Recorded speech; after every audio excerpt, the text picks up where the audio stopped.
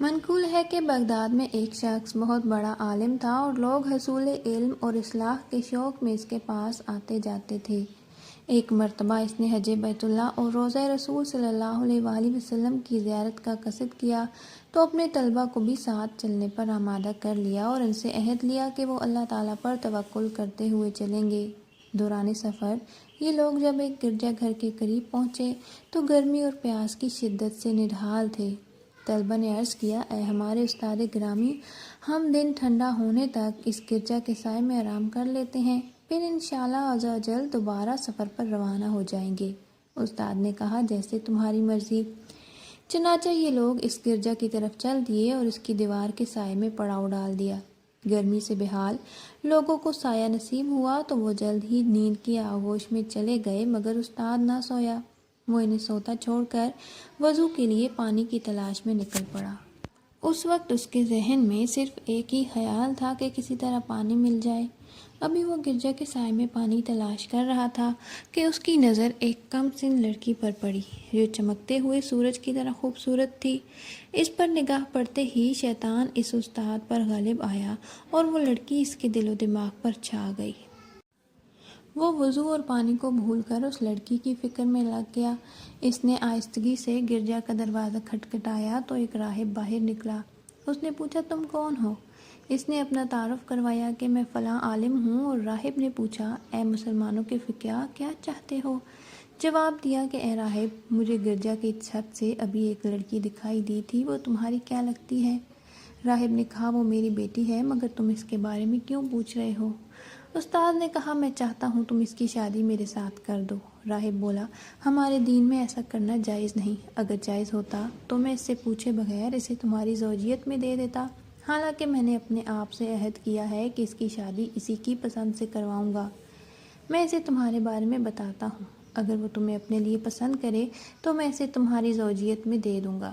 استاد نے کہا، یہ تو بڑی خوشی کی بات ہے، مہربانی فرما کر اس کے پاس جائیے اور پوچھیے۔ وہ راہب اپنی بیٹی کے پاس گیا اور سارا ماجرا بیان کیا۔ ادھر یہ استاد ان کی باتیں سن رہا تھا۔ وہ لڑکی بولی، ابا جان، آپ میرا نکاح اس سے کس طرح کر سکتے ہیں، حالانکہ میں عیسائی ہوں اور وہ مسلمان؟ یہ تو اسی صورت میں ممکن ہے کہ وہ نصرانیت میں داخل ہو جائے۔ راہب نے پوچھا، اگر وہ نصرانی ہو جائے تو کیا تم اس سے شادی کر لو گی؟ لڑکی بولی، ہاں کر لوں گی۔ وقت گزرنے کے ساتھ ساتھ استاذ کی بےتابی بڑھتی چلی جا رہی تھی۔ ادھر اس کے طلبہ بے خبر سو رہے تھے۔ تھوڑی دیر گزری کہ استاد نے لڑکی سے کہا، میں دین اسلام چھوڑ کر نصرانیت میں داخل ہو گیا ہوں۔ لڑکی بولی، چونکہ یہ عزت و وقار کی شادی ہے، لہٰذا حقوق زوجیت اور مہر کی ادائیگی ضروری ہے۔ تم حق کہاں سے ادا کرو گے، کیونکہ میں دیکھ رہی ہوں کہ تم تو فقیر ہو، پھر بھی اگر تم ان خنزیروں کو پورا 1 سال چراؤ تو یہی میرا حق مہر ہوگا۔ وہ بولا، ٹھیک ہے، مگر میری بھی ایک شرط ہے کہ تم اس دوران اپنا چہرہ مجھ سے نہیں چھپاؤ گی، تاکہ میں صبح و شام اسے دیکھتا رہوں۔ لڑکی بولی، مجھے منظور ہے۔ تو اس نے خطبہ دینے والا عصا اٹھایا اور خنزیروں کی طرف چل دیا تاکہ عصا کے ذریعے انہیں چراگاہ تک لے جائے۔ جب طلبہ نیند سے بیدار ہوئے تو اپنے استاذ کو تلاش کرنے لگے۔ جب وہ تلاش بسیار کے باوجود نہ ملا تو انہوں نے راہب سے اس کے بارے میں پوچھا، تو جواباً اس نے ساری کہانی سنائی۔ یہ افسوسناک خبر سن کر طلبہ میں کوہرام مچ گیا، کچھ غش کھا کر گر گئے اور کچھ آہو بکا کرنے لگے۔ پھر انہوں نے راہب سے کہا، اب وہ کہاں ہے؟ راہب نے بتایا کہ وہ خنزیر چرا رہا ہے۔ راوی کہتے ہیں کہ پھر ہم اس کی طرف چل دیے تو اسے اسی عصا سے سہارا لیے دیکھا جس کے سہارے وہ خطبہ دیا کرتا تھا۔ وہ خنزیروں کو ادھر ادھر جانے سے روک رہا تھا۔ ہم نے اس سے کہا، اے ہمارے سردار، یہ تم پر کیسی آزمائش آ گئی؟ پھر ہم اسے قرآن پاک، اسلام اور حضور پاک صاحب لولاک صاحب افلاک صلی اللہ علیہ وآلہ وسلم کے فضائل یاد دلانے لگے اور اسے قرآن و حدیث کے فرامین سنائے تو اس نے کہا، مجھ سے دور ہو جاؤ، تم جو کچھ مجھے یاد دلا رہے ہو وہ میں تم سے زیادہ جانتا ہوں، مگر مجھ پر اللہ رب العالمین کی طرف سے آزمائش نازل ہوئی ہے۔ ہم نے اسے اپنے ساتھ لے جانے پر زور دیا مگر ناکام رہے۔ آخرکار ہم اس کے حال پر کف افسوس ملتے ہوئے مکہ مکرمہ کی طرف چل دیے اور حج ادا کرنے کے بعد واپس بغداد کی طرف روانہ ہوئے۔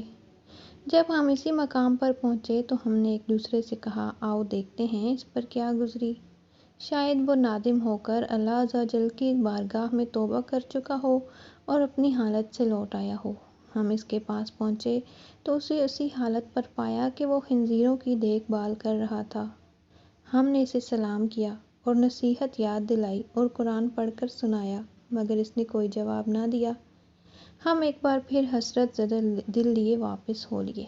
جب ہم گرجا گھر سے تھوڑی دور پہنچے تو ہم نے گرجے کے پیچھے سے ایک سائے کو اپنی جانب بڑھتے ہوئے دیکھا۔ وہ شخص چیخ چیخ کر ہمیں ٹھہرنے کا کہہ رہا تھا۔ ہم رک گئے۔ قریب آنے پر معلوم ہوا کہ ہمارے وہی استاذ ہماری جانب آ رہے ہیں۔ جب وہ ہم سے آ کر ملے تو بولے، میں گواہی دیتا ہوں کہ اللہ عز و جل کے سوا کوئی معبود نہیں اور حضرت محمد صلی اللہ علیہ وآلہ وسلم اللہ کے رسول ہیں۔ میں اللہ کی بارگاہ میں توبہ کر چکا ہوں اور اپنی پچھلی حالت سے رجوع کر چکا ہوں۔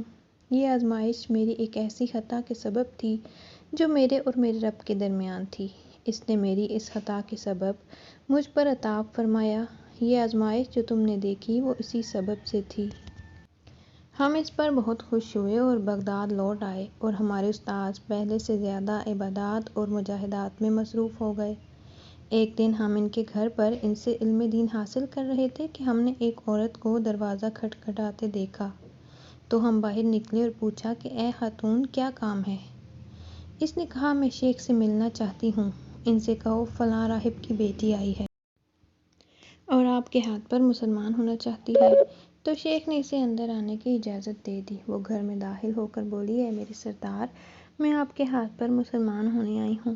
شیخ نے پوچھا، تمہارا قصہ کیا ہے؟ تو اس نے بتایا، جب آپ وہاں سے چلے آئے تو مجھ پر نیند کا غلبہ طاری ہوا اور میں سو گئی۔ میں نے خواب میں حضرت علی بن ابی طالب کو دیکھا۔ آپ فرما رہے تھے، دین محمدی کے علاوہ کوئی دین سچا نہیں۔ آپ نے 3 مرتبہ یہ بات ارشاد فرمائی، پھر فرمایا، اللہ تعالیٰ نے تیرے ذریعے اپنے ایک بندے کو آزمایا، چنانچہ میں آپ کے پاس آ گئی اور گواہی دیتی ہوں کہ اللہ عز و جل کے سوا کوئی معبود نہیں اور حضرت محمد صلی اللہ علیہ وآلہ وسلم اللہ کے رسول ہیں۔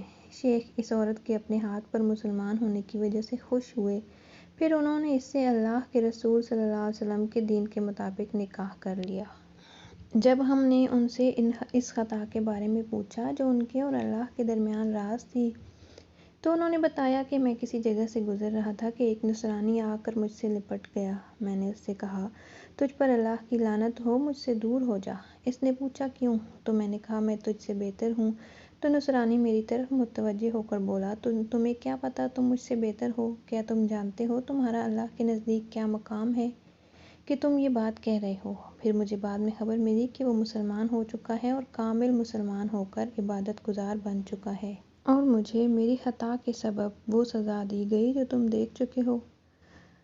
یعنی ہم اللہ عز و جل سے دنیا اور آخرت میں عافیت کا سوال کرتے ہیں۔